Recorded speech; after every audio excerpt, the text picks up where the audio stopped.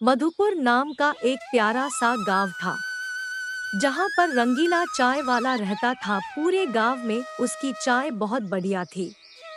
गांव वाले जब तक उसके हाथ की चाय नहीं पीते थे तब तक चैन नहीं पड़ता था।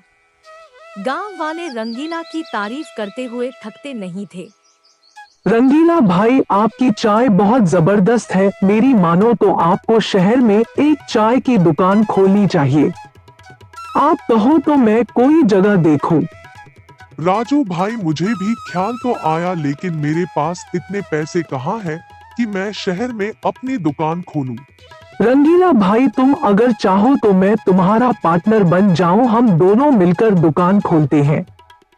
ठीक है राजू भाई, मुझे मंजूर है। आप जगह देखो, हम शहर में अपनी दुकान खोलते हैं। फिर रंगीला की दुकान शहर में भी चलने लगी। अरे भाई, रंगीला के चाय के बिना मजा ही नहीं आ रहा है। लगता है चाय ही नहीं पी। हाँ चाचा जी, सही बात है। दुकान की ग्राहकी देखकर राजू के मन में लालच हुआ कि सारा पैसा तो मैंने लगाया है, रंगीला तो सिर्फ चाय बनाता है, उसकी जगह चाय बनाने वाला रख लूं तो मुझे ज्यादा फायदा होगा।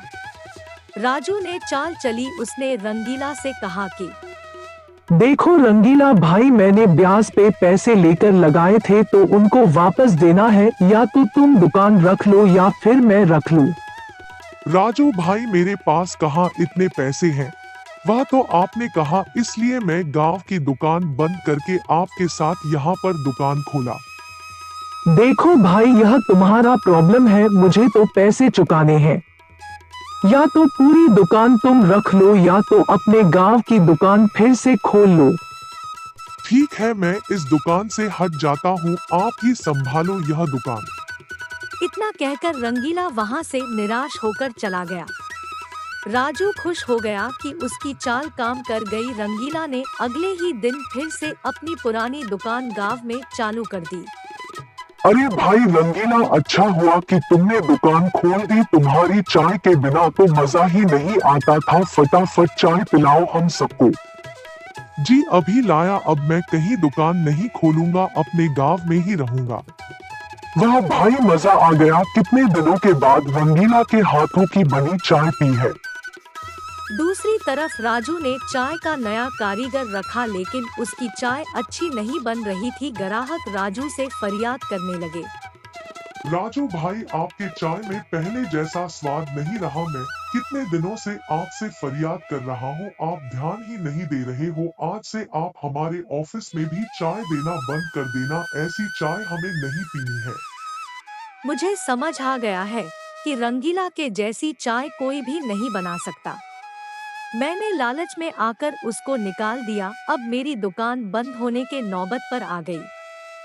रंगीला भाई, मुझे माफ कर दो, मैं लालच में आ गया था। मुझे मेरी गलती का एहसास हो गया है। हम दोनों मिलकर शहर की दुकान संभालते हैं। आप वापस आ जाओ, आपको कुछ भी पैसे लगाने नहीं है। देखो राजू भाई, मैं आपके साथ मेहनत कर रहा था, पर अब मुझे अपने गांव की दुकान छोड़कर नहीं जाना है। मुझे मेरे गांव के ग्राहकों पर पूरा भरोसा है। वह मुझे कभी व्यापार में कमी आने नहीं देंगे।